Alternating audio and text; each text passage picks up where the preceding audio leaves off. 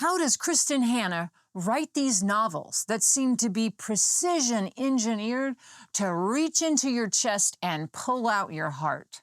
Let's be clear, this isn't an accident. It's not just a sad story that she tells. It's a series of very deliberate, meticulous, and precise writing choices. I'm going to share a quick book review of The Women, and then we'll dive into how you can use Kristin Hannah's writing techniques in your own writing. First up are my thoughts on this deeply moving novel, The Women. Now, this book was recommended to me by a friend, and I really didn't research or know really a lot what the book was about, so I really didn't have any idea what I was getting myself into when I started reading The Women. The story starts out with the protagonist, Frances Frankie McGrath, in California, where she grew up with her parents. Now, her brother has already enlisted and is serving in Vietnam. And Frankie is really a very sheltered young lady. And throughout a course of little conversations that she has, she decides to enlist in the Nurses Corps and serve in Vietnam because she wants to make a difference. Her parents are horrified when they find out what Frankie has done because in her parents' opinion, war is not a place for a woman. That's not where they're supposed to be. But Frankie decides to go anyway, and we get to see her depart from her sheltered life in California, and she joins the Nurses Corps and ships off to Vietnam, and we get to meet the other nurses that she serves with, and we really get into the perspective of the nurses and what the women that served in Vietnam lived through. The story is guttural, bloody, and very vivid. It's a well-written story, and it's almost painful to read. Having grown up in the 70s with Vietnam vets all around me, I never really gave much thought to the women who served in that war. And this book does an excellent job of showcasing what those women went through, what it took for them to leave America and go to the war-torn country of Vietnam and serve and help save lives in the war. It also spotlights what those women went through when they came home from war. It was not very pretty. I recommend this book without reservation, but get ready for an emotional journey because this book is an emotional ride. Now, let's pop the hood on Kristin Hannah's novel, The Women, and reverse engineer what she did to create this intense emotional reading experience. I'm going to break down the 6 key components of her writing style, and by the time we get to the end, you're going to see that the devastation you feel when reading one of her novels is not an accident, it is mastery. First and most importantly, Kristin Hannah novels are relentlessly character-driven. The entire story of The Women is told, we are anchored in the perspective of the protagonist, Frankie. While a plot-driven story asks the question, what happens next? Hannah's stories ask the question, who is this happening to? From the first page, we aren't just with Frankie, we are in Frankie. We feel her naive idealism, her desperate need to make her family proud, and that life-changing thought that women can be heroes. Frankie's trauma becomes our trauma, and her fleeting joys become ours too. By locking us into that emotional connection with Frankie so closely, it ensures that we have an emotional journey with the story. To apply this, ask yourself, what is my character's core motivation or flawed belief? Before you plot out a single event, map out your character's internal journey. Let their fears and their joys and their struggles dictate the plot and not the other way around. Every scene should test or reveal something further about who the character is. And number 2 is the fuel for this engine is Hannah's visceral, emotional prose. She doesn't just tell you something sad. She lets you feel it in a tangible way. When Frankie is in the operating tent, Hannah doesn't just describe the scene, she immerses you in it and in such a way that it's like graphic and visceral. The text itself, it smells of blood and antiseptic. And here's a sample from The Women that really showcases this really well. Tonight, she'd held scissors in hands that never quite stopped shaking and cut off t-shirts and flak jackets and pants, revealing wounds that she couldn't have imagined before today. She still heard Patient's screams inside her head. This writing is a sensory assault. You can actually feel the blisters on her feet or smell the air that's heavy like blood on metal. Hannah uses this kind of evocative, sensory language to bypass the reader's intellectual brain and go right to their emotional core.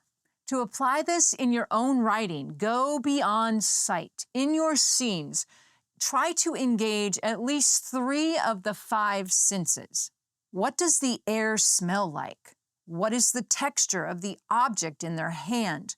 What sounds are in the background? Instead of saying that your character is scared, describe the feeling of their blood turning to ice in their veins or the metallic taste of fear in their mouth. Make the emotion physical. Number 3 is all about pacing.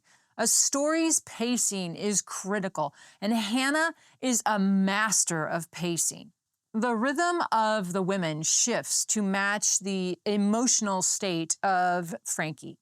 Now, in the early chapters, when she's in California, the writing kind of has a lazy, sun-drenched rhythm to it, and it really matches Frankie's really sheltered upbringing. The second she lands in Vietnam, the sentence structure and everything just shifts. It becomes tight. It becomes relentless, and the pacing just shifts into gear. And when she's in the war zone, we race from one emergency to another. When Frankie returns home, the pacing shatters. Time becomes fragmented, and we have time jumps, and it really showcases the long and painful journey of trauma. This manipulation of rhythm is really by design.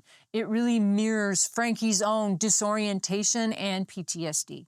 The frantic energy of the war zone leaves you breathless, and the agonizing time that she spends in recovery really makes you feel the weight of every single day.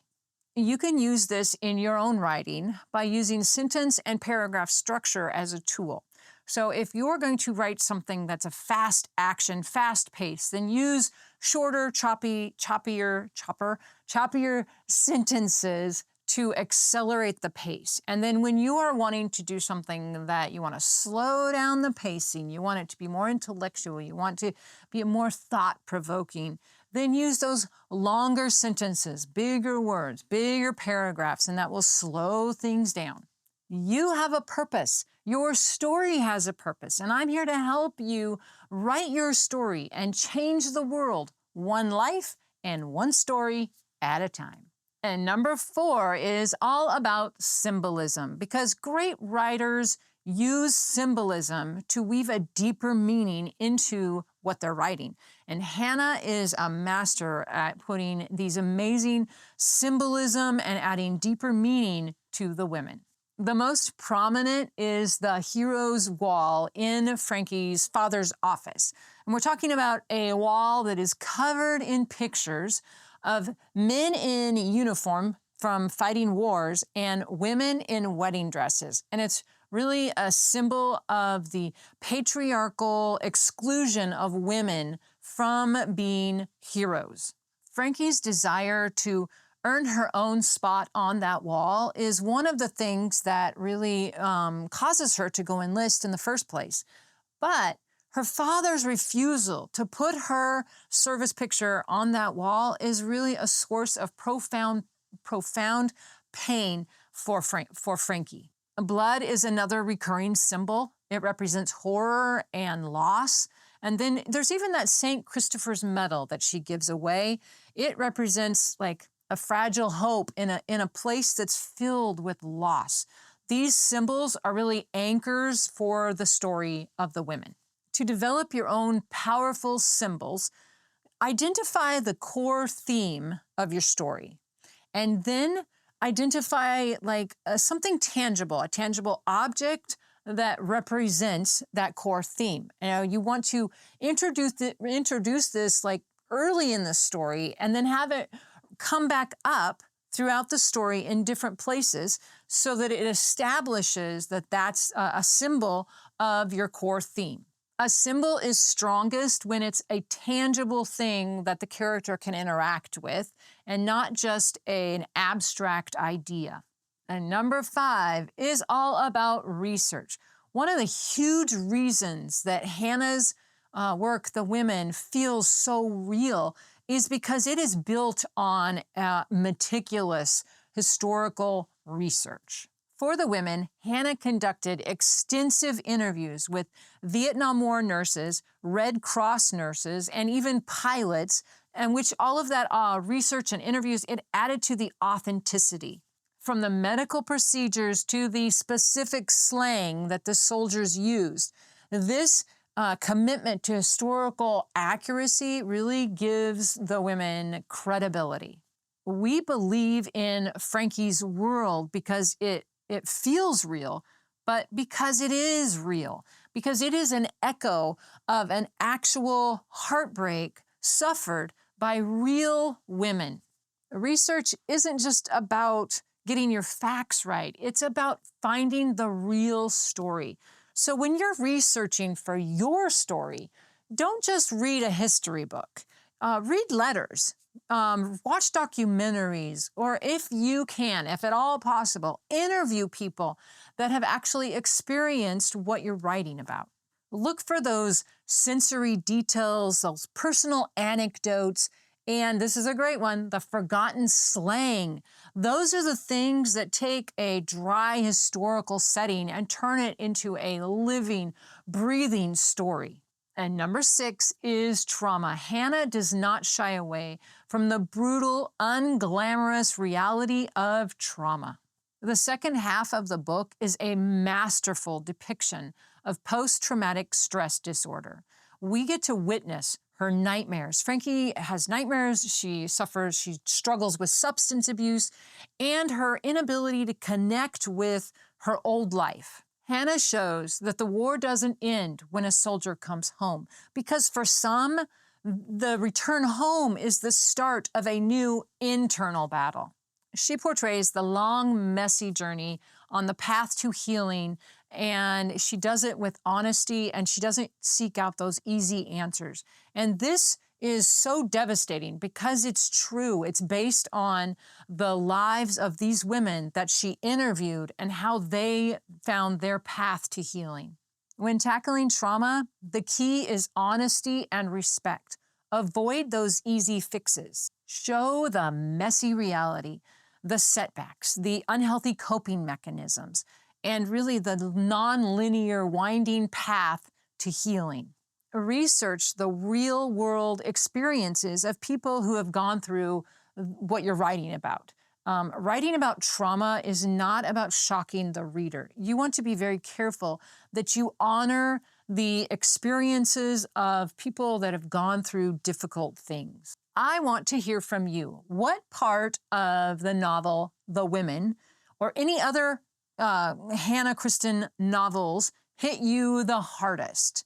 And then, what other authors do you think are masters of the emotional devastation? I am always looking for other books to read that will devastate my heart. This level of intensity isn't for everyone.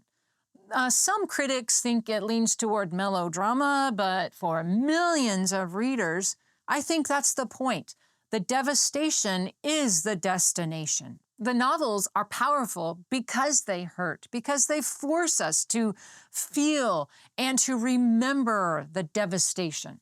Perhaps the ultimate question isn't how she does it, but why, We as readers constantly seek out that beautiful devastation time and time again. If you have an answer to that one, I would love to hear from you. Thanks for watching.